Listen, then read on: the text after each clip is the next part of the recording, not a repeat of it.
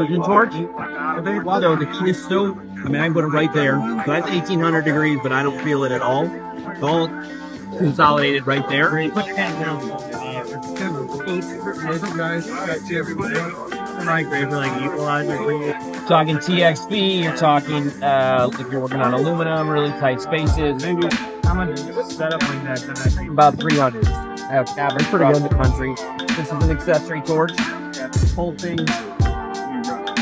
Nothing goes in the backpack. Oh, the backpack. Yeah. We'll talk about the nitrogen in 1 second. So, the oxygen, you're going to get about 30 to 35 minutes out of the cylinder. Out of these oxygen fills. How many did you say? 30, 35. So, You know what you usually get with oxygen right now?